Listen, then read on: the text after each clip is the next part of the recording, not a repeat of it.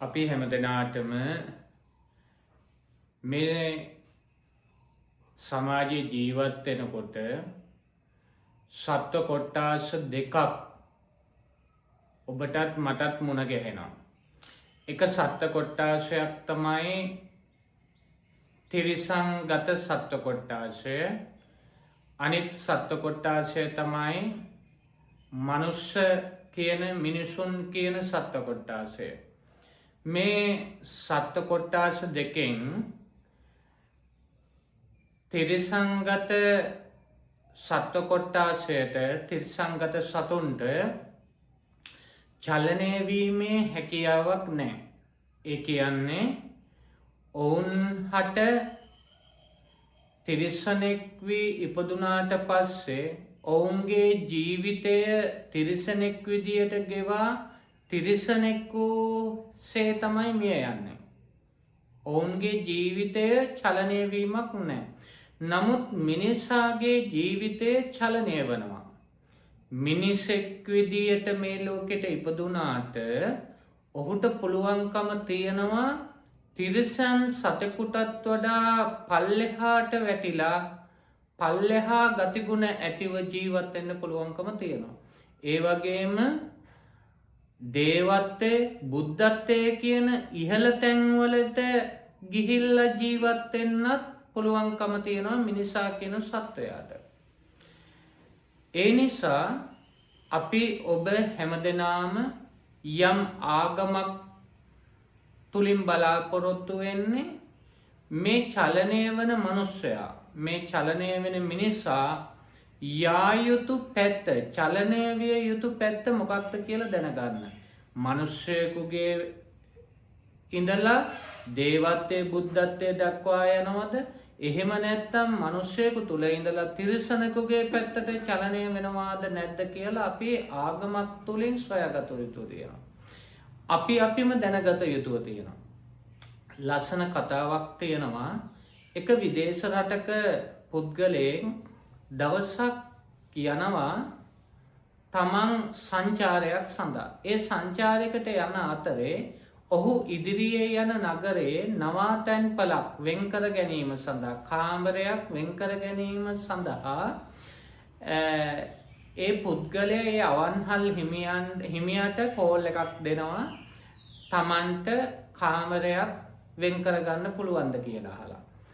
තමන්ට කාමරයක් වෙන් කරගන්න පුළුවන්ද කියලා අහලා ඔහුට අවසානයේදී කියනවා ඒක මමත් එක්ක මගේ සුරතල් සත්වයා බල්ලත් එනවා. ඔහුටත් මේ කාමරේ නවාතැන් ගන්න, ලැබුම් ගන්න මං ඉන්න කාමරේම පුළුවන්ද කියලා.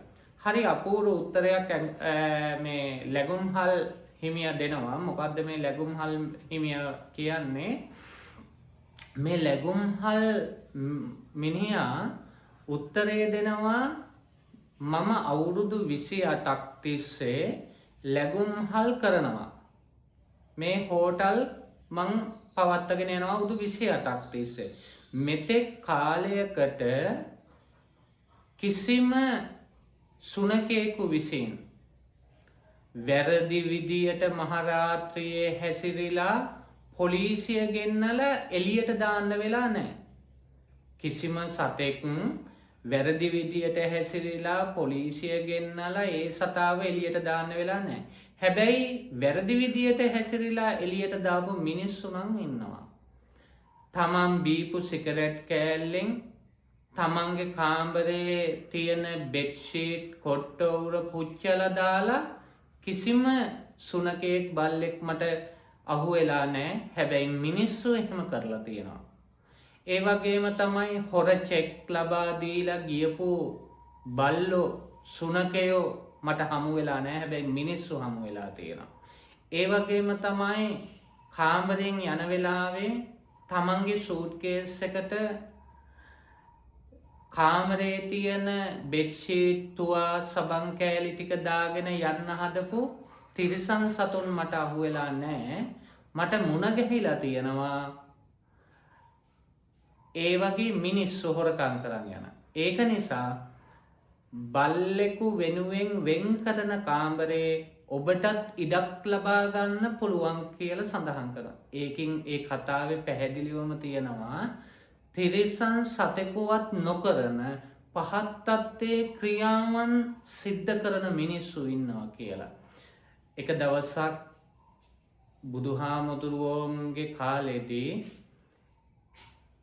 පාරිශුද්ධ භාවයට පත්වෙන්න කියලා හිතාගෙන විවිධාකාරයේ කටයුතු සිද්ධ කරන විවිධ වෘත සමාදන් වෙලා ඒ පාරිශුද්ධ භාවයට පත්වෙන්න කියලා දිවිහිමියෙන් සුනක වෘත ගවයන්ගේ වෘත කියන්නේ සුනකෙක් විදියට ජීවත් වෙලා ලොකු එහෙසක් දරාගෙන සුනකෙක් විදියට ජීවත් වෙනවා මේ පව් ගෙවල අවසන් කරන්න.